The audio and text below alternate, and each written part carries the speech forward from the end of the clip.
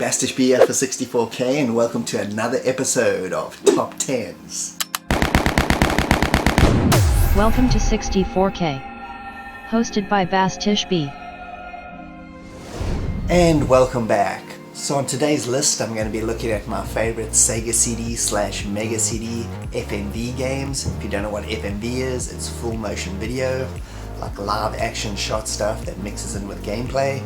So specifically for this list, it's going to be games that are actually using live action FMV for gameplay.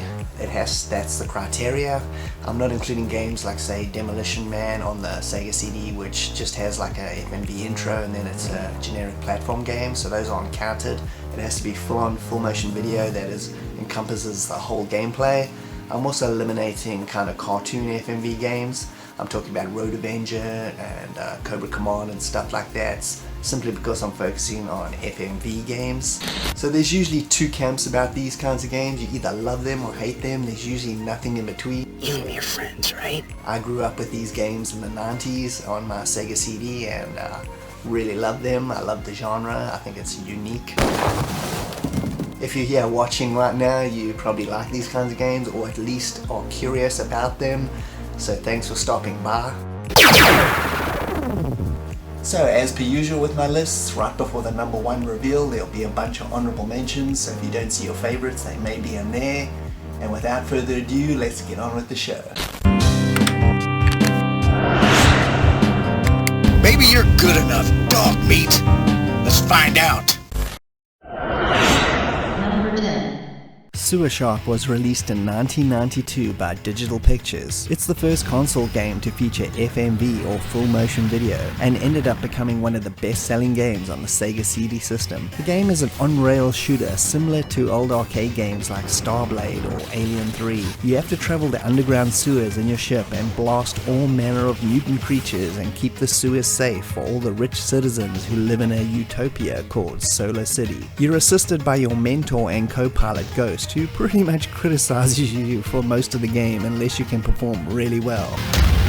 Welcome to the sewers, punk.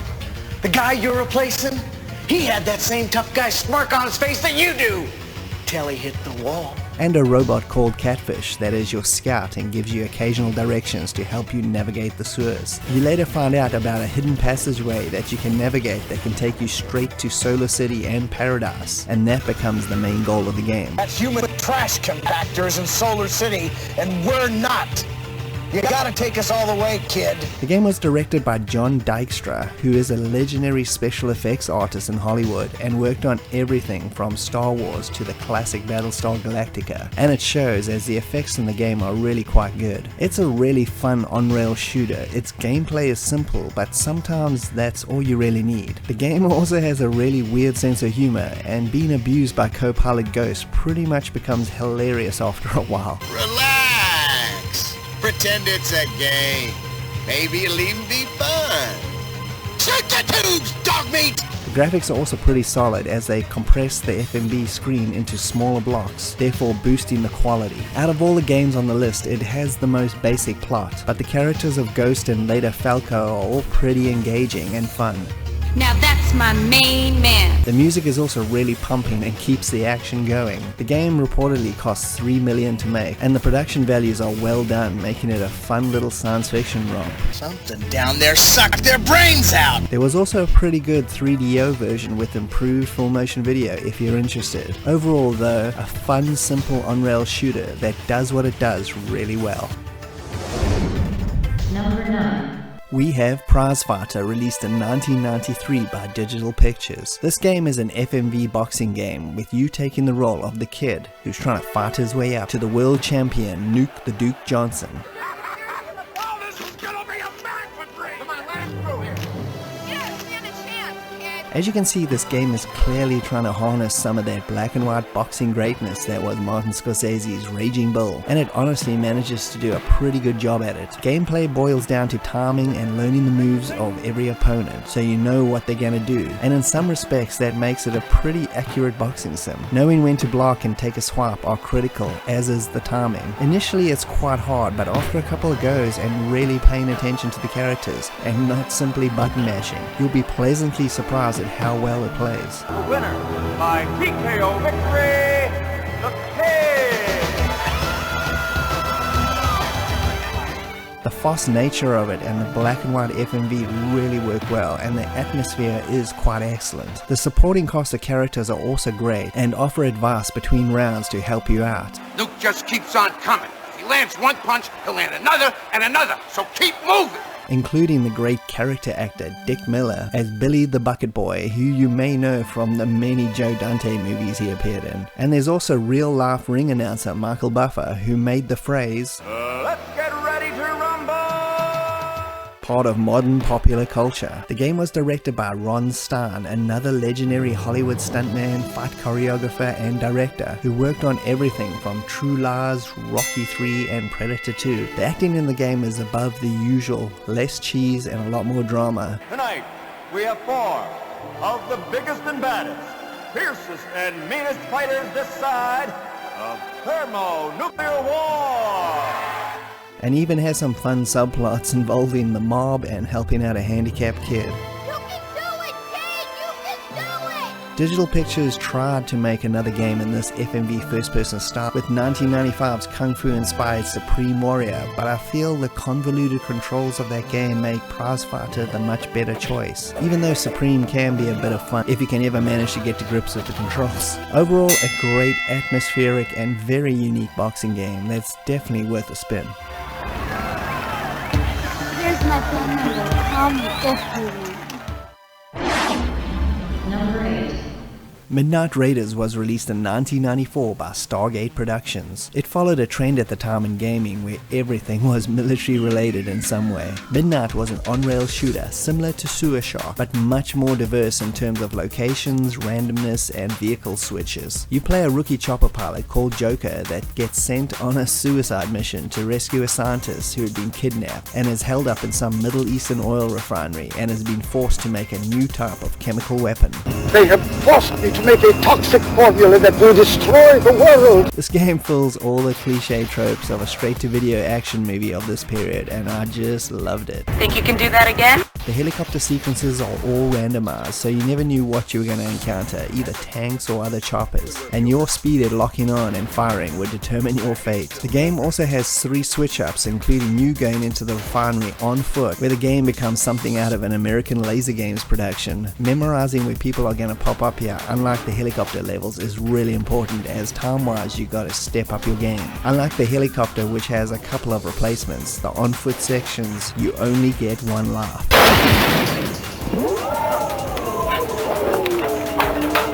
The final part is the Jeep escape sequence, which is a bit of a combination of both these previous levels. I enjoyed the hell out of this thing in the 90s.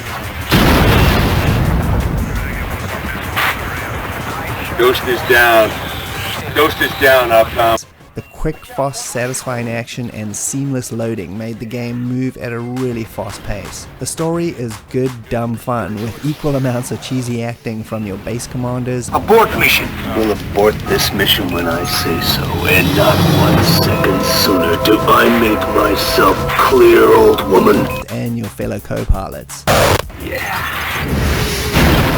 And that's just the way I like it. It was directed by Sam Nicholson, who did many an FMV game for Stargate, including Tomcat Alley and Surgical Strike. Stargate's FMV was always full 4:3 ratio, so it always looked big and epic on old CRT TVs, and was a lot different in look compared to Digital Pictures' approach of boxing the FMV into smaller screen presence. Overall though, this game is just big, dumb, good fun.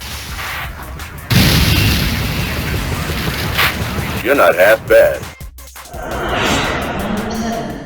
Dracula Unleashed was released in 1993 by Viacom New Media. It was made by the same team who did the 2 Sherlock Holmes consulting detective games on the Sega CD previously. The game, like those, is an adventure mystery game where you investigate your brother's death in Victorian England, where you eventually join a secret club your brother was part of called the Hades Club. Alexander, I'd like you to meet Devlin Goldacre. Devlin Alexander Morris. I believe I've mentioned his late brother Quincy. Yes, you have. Mr. Goldacre, this certainly is a pleasure.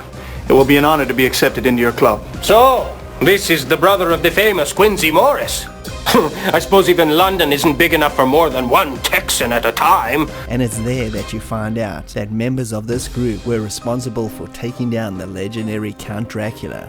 Thus, the adventure begins. Oh, do shut up, Leopold! The game is a vastly improved version of the previous Sherlock games, where FMV is not only used to tell a compelling story, but used as gameplay for clues and information that is vital to the investigation. Analyzing people's reactions and things they say is extremely important. Never mind our Czechoslovakian drunk and his ramblings. And will help determine your next move. You also have many tools at your disposal, such as gathering items, which later can be used in different situations, a notebook for clues, and an address book to look up names and locations which you can travel to.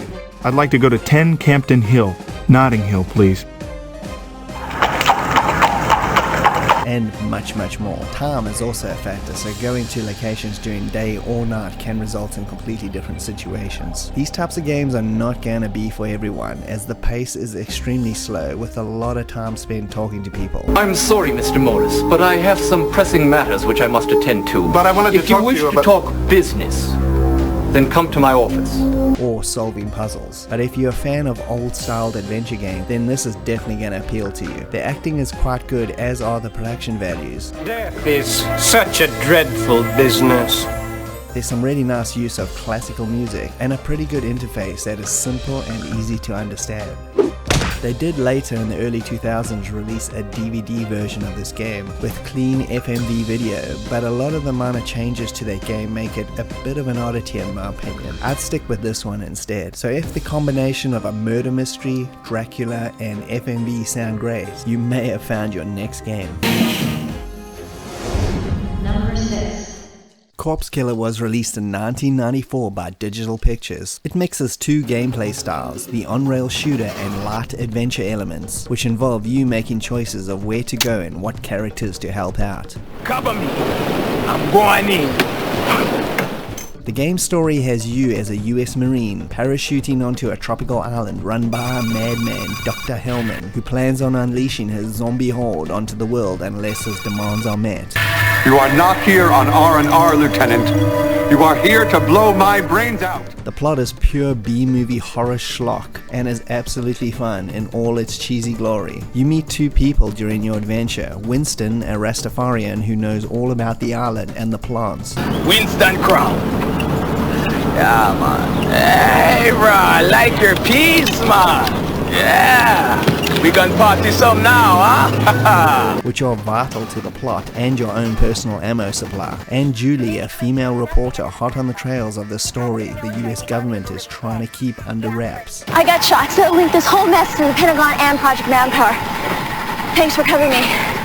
Maybe we can do this again sometime. Gameplay involves deciding on who to help as side missions, either Winston and his crazy hunt for treasure, or Julie and her determination to get more evidence to blow the story wide open.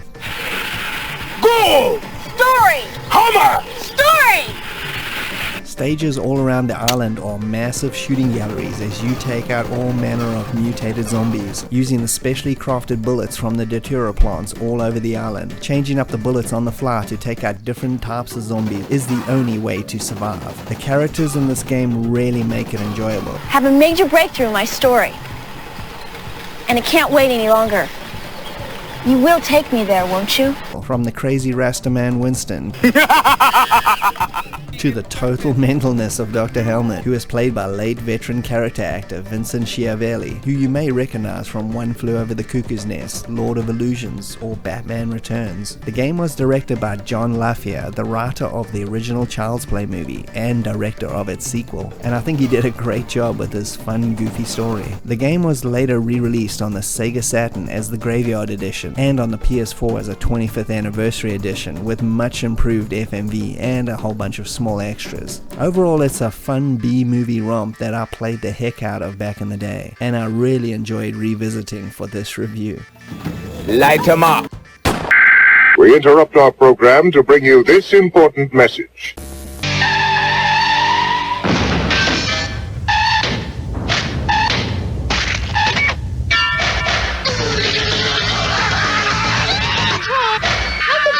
Happen.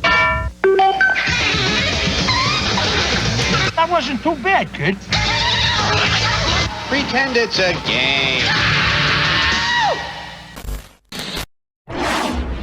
Number 5. Surgical Strike was released in 1995 by Stargate. This is another on-rail shooter, although you do have control where to go on the map as you take out your targets. The plot has some Middle Eastern madman launching missiles at civilian population. Kabul knows you're here. You're gonna have to find your own way in. JJ and I'll give the look down from here. And the United Nations steps in and sends your team in to perform a surgical strike and wipe this guy out. You control a highly advanced hovercraft as you blast and rocket your way through his entire terrorist organization. This surgical strike team thinks they can come in here and neuter us like dogs. They will drown in their own blood. Gameplay is as frantic as it comes, with an unrelenting pace once the action starts, and that's the aspect I love the most. You'll be trying to navigate to each missile silo and take it out before it launches, all the while shooting anyone and anything that gets in your way. Studying the map so you know the directions, and quick reactions for turning and locking on are key. You hesitate, boy. You're dead. You have limited ammo and rockets, so make every shot count. This game definitely falls under the FMV cheese genre. The acting is over the top and dodgy. You couldn't drive a nail, let alone a hovercraft. The plot is as cliche as it comes. The characters are dumb or just machismoed out to the max. Time to plant you in the ground. You're going. But damn, is it a lot of fun to play. Slap this game in for 5 minutes and no matter what mood you're in, it'll definitely bring a smile to your face. This game was never re-released on any other system besides the 32X Enhanced Edition, which has slightly better FMV, and this video contains footage of both versions. The game has 3 levels: the war-torn Middle Eastern town, the mountain pass fortress, and the tropical island of death. But you couldn't possibly play it for longer than that, and it's the perfect amount of game. If Cinema Explosion Schlockmeister himself, Michael Bay, ever made a video game, then Surgical Strike is exactly what it would be. Come on out and play. We won't fight.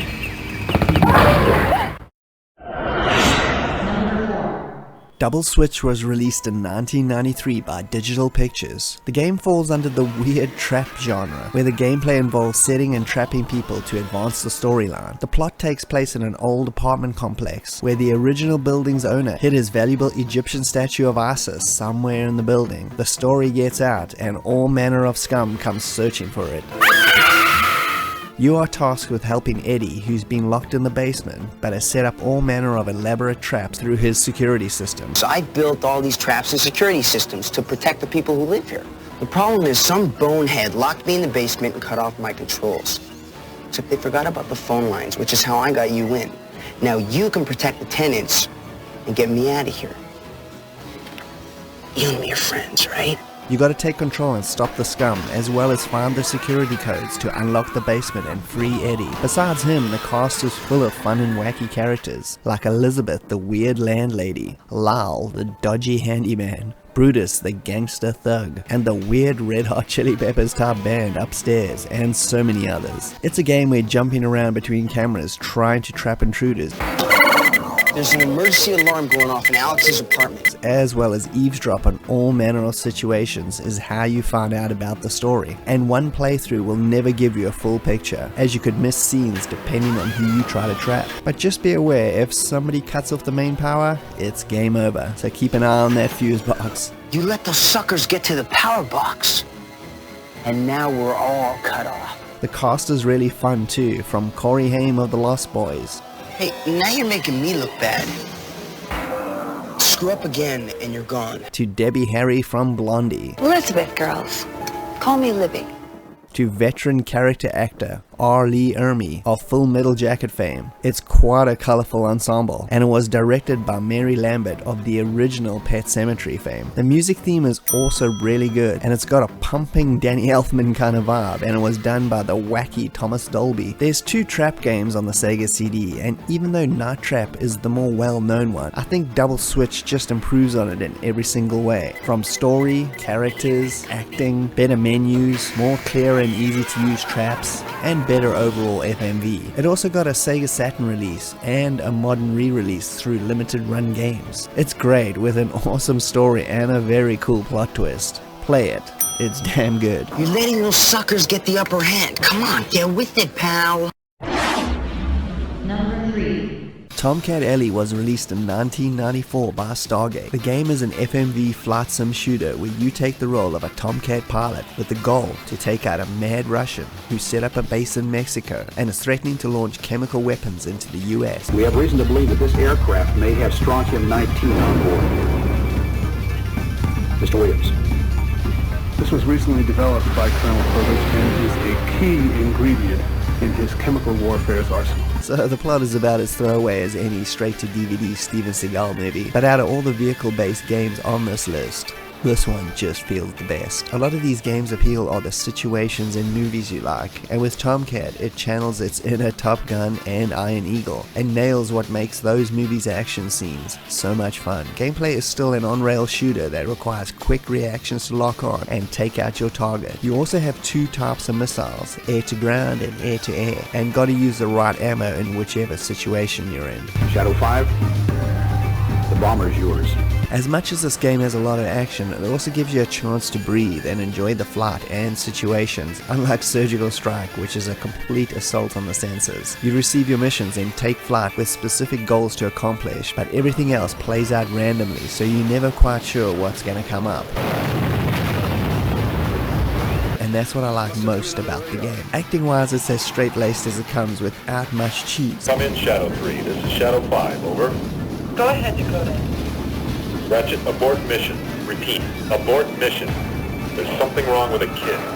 And the characters are all quite likable, but nobody really stands out as memorable. For you, Ratchet, I've always got it.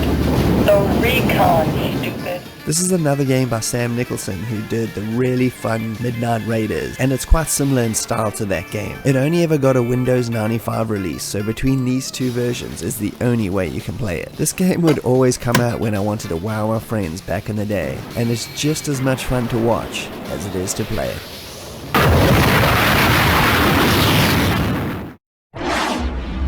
Number 2. Fahrenheit was released in 1995 by Sega. The game is an FMV firefighter simulator, where you take on the role of a new member of the team and joining up with Company 13 Fire Department to help save lives. Everything you've heard about Station 13 is true. We've got the busiest company in town. The game's best described as an interactive action game. You have the freedom to choose where to go in any situation and also have to make quick choices on the fly. Like, do I break this door down or check it out first for a potential backdraft? The choices are all timed, so you have to think fast, and there's also an incentive that your oxygen is limited.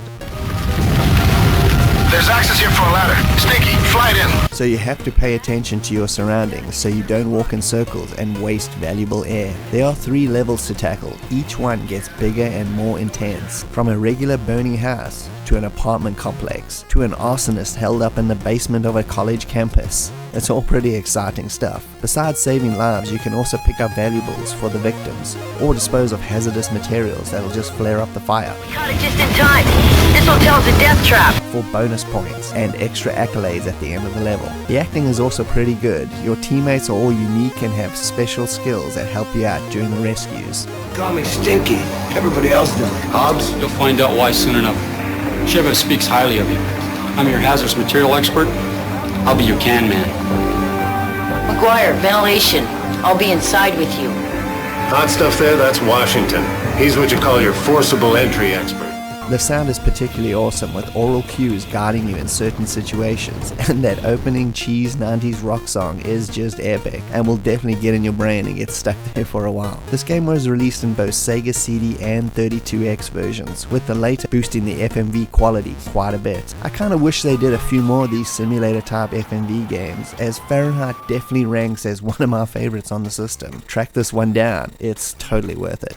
Get in there, but be on the alert till I get a full assessment of the situation. Okay, so let's just stop the list here for a second before I reveal my number 1. And let's check out a few honorable mentions. These games just missed the top 10 for various reasons, so let's take a quick look at a few of them. I don't think you're ready to be up here yet. Okay, so first up is a game called Wirehead. This is a ridiculous and wacky funny game. The storyline is insane, I'm not even going to get into it. The gameplay boils down to basically it's Dragon's Lair, so trial and error is the major gameplay mechanic, and this can be pretty frustrating, so you're going to be dying like 80% of the time until you figure out which way you're supposed to be going. So this can be a pretty frustrating game, so if you get annoyed easily, you should skip it. Otherwise, it's pretty fun curiosity.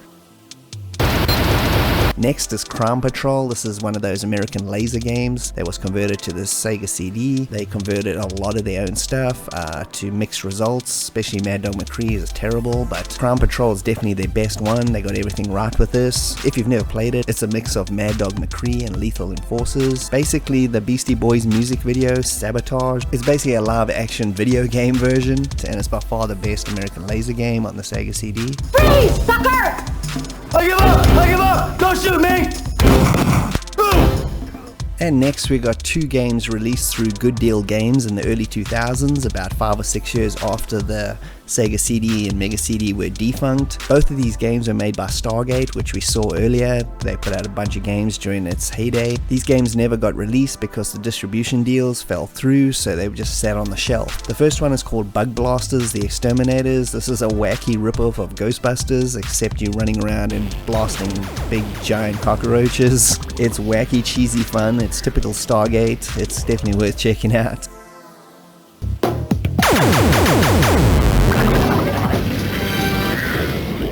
And the next one is called Starstrike. You can think of this as Tomcat Alley in space. It's got that really frantic kind of gameplay that Surgical Strike has, where the action is just unrelenting. You're just blasting and going crazy. I had a lot of fun with this game. It's good old Stargate at their best.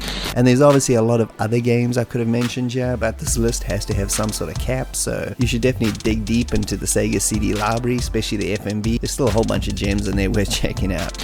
And now let's take a look at the #1 game.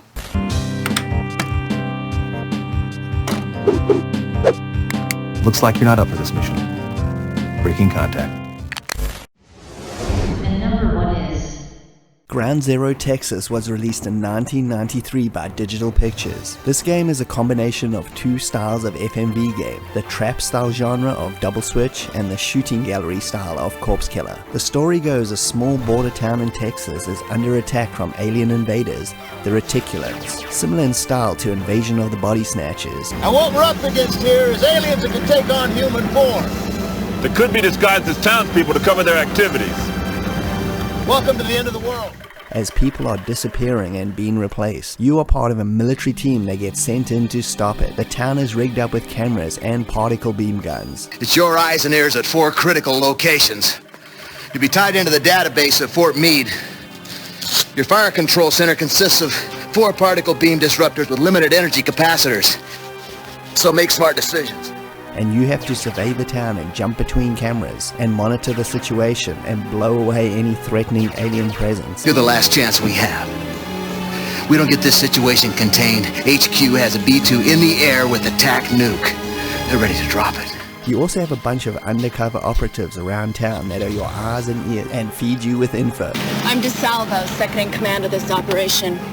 Seems pretty quiet today, except for the bored housewives across the street. Well, I've got to get back to work. I'll check in with you later. And it's vital that you protect them at all costs. Just like Double Switch, jumping between cameras lets you listen in on the story, but no one playthrough will reveal everything, so the replay value is boosted significantly. Gameplay as mentioned is part surveillance and part shooting gallery, and is just a ton of fun to play. The aliens are initially disguised as humans, but as the plot thickens, a full-on stormtrooper assault hits the town. You've got the firepower, use it! And that's where the game really starts to go crazy. The cast of characters is really good, especially with Reese, the boss of the operation, being particularly memorable with his "I'm about to go over the edge" demeanor.